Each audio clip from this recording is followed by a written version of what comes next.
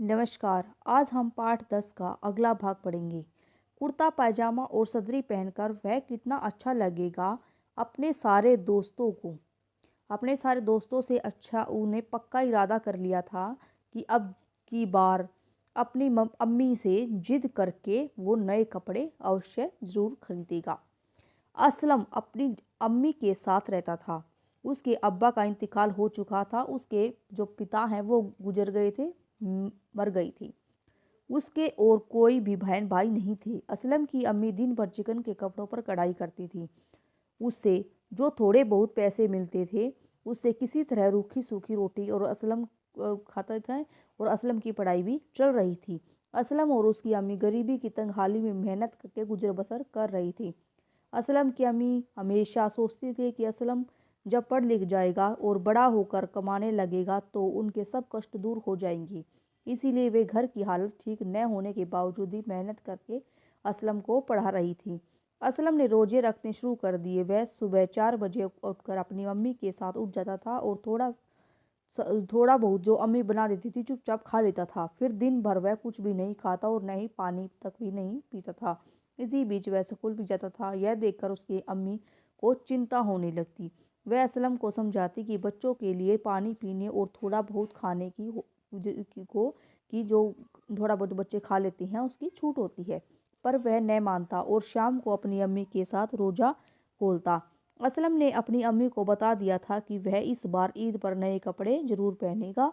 उसकी अम्मी भी चाहती थी कि उसका बेटा ईद पर नए कपड़े पहने, पर कहाँ से आएंगे नए कपड़े, कैसे खरीदेंगे, और उनकी हालत ऐसी नहीं थी।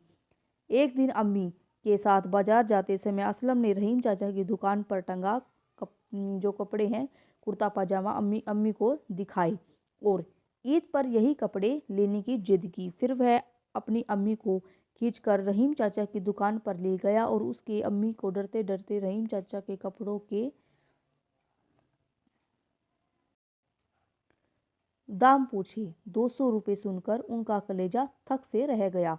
वे चुपचाप असलम को लेकर घर वापस लौट आई। रास्ते पर असलम ने कपड़ों की तारीफ बहुत की।